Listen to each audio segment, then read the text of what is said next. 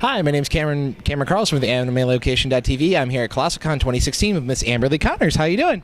I'm doing great. How are you doing? A little stumble there, but I'm all right. So how did you get started in the world of voice acting? Okay, so this is kind of a long story, so I'm going to summarize as best as I can. I was 15 years old, and I sat down at the computer and Googled how to become a voice actor. I found a forum, and I started practicing, and then I kept practicing for years, and then I started auditioning for paying work, and here I am today.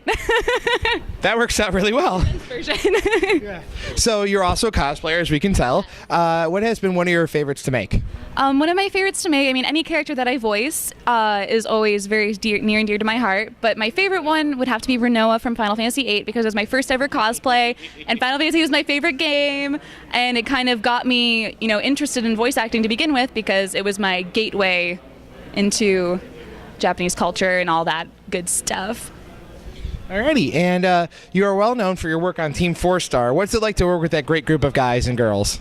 Oh, it's fantastic. Everyone is really down to earth and nice, and it's always so much fun just working with them in general, and all the sessions are great, and the content's really funny, and I love voicing funny stuff, so it's great.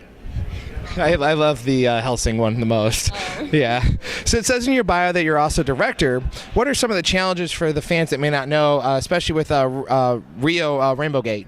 So there's a lot that goes into ADR directing specifically. I mean, from spotting the scripts to, like the actual adaptation to match lip flaps. The biggest challenge probably is, there's just so much. As a director, you're responsible for, giving the context to the actors and directing them into what you feel is best suited for the scene because you know the overall picture. An actor comes in, you don't have time to watch the whole series with them, so you have to fill them in on the fly, be like, okay, this is context for the scene, this is what's going on, and then they go, and then you have to just kind of depending on what direction they take it, you just kind of adjust their interpretation and go from there. So that could be a very long conversation, but yes. So there are many challenges.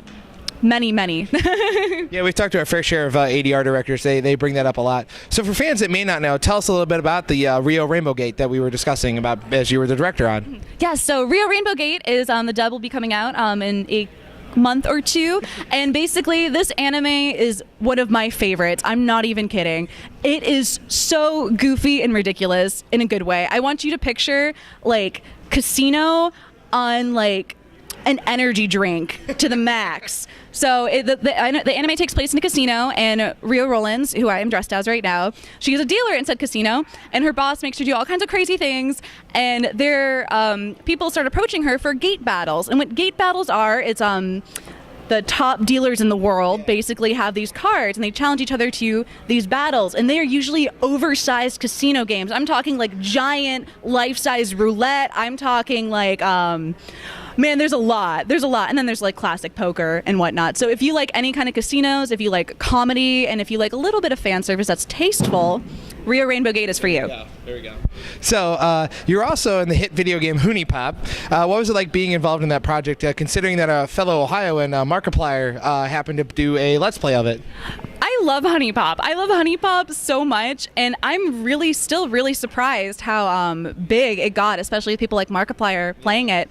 I loved working on it. Belly was my favorite character when I auditioned, and I'm so glad that I was able to voice her. Yes, she's awesome. So, funny story, originally I auditioned for every character and I didn't get cast, and then something happened and they contacted me hey, did you want to voice Belly? The game's coming out next month. I was like, yes, absolutely, I will voice her. So, a little bit of dumb luck there on my part, but very happy to be part of it. Because actually you are Mark's favorite girl. Yes, I'm best girl for him, so. So another upcoming game that you are directing is the Battle Tier. What can players expect when they check out this game? Okay, so Battle Rate, which is by Stunlock Studios. If originally for anyone who's played Bloodline Champions, if you've heard of Bloodline Champions, it's it was a pretty big MOBA. It's basically the reboot of that, but done better, done independently, so they have full control. And it's not a MOBA; it's a team-based arena fighter online. So it's very fast-paced and it's more like Smite.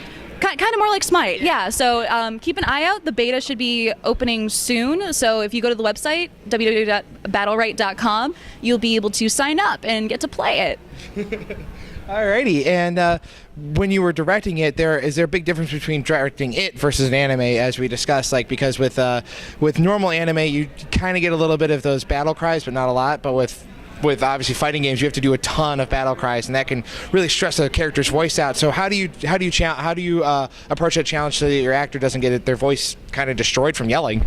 Yeah, so anime and video games are very different. Thankfully, we don't have to match lip flaps for this game, so my actors can have a little more fun on the deliveries, and they don't have to be like, oh, I need a match like da da da da da da. As for like the stress on the voice, how I personally approach it is we do all the dialogue and speaking lines first, then we do shouts, and then at the end we do the heavy battle stuff, so it doesn't wear down their voices. And I also try to make the sessions as short as possible because of that. Yeah.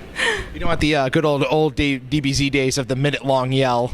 No, definitely not, especially when you need multiple takes for the crew.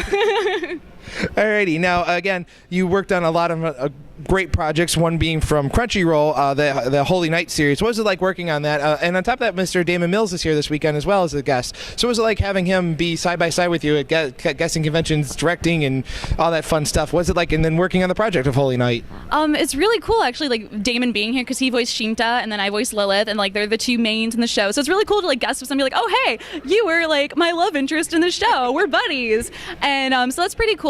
Holy Night is special to me because it was the first anime I ever got to voice in, and Lilith is a Romanian vampire. I am actually part Romanian, so that was really exciting for me, and I've always loved vampires, so I mean, check the show out. It was a lot of fun.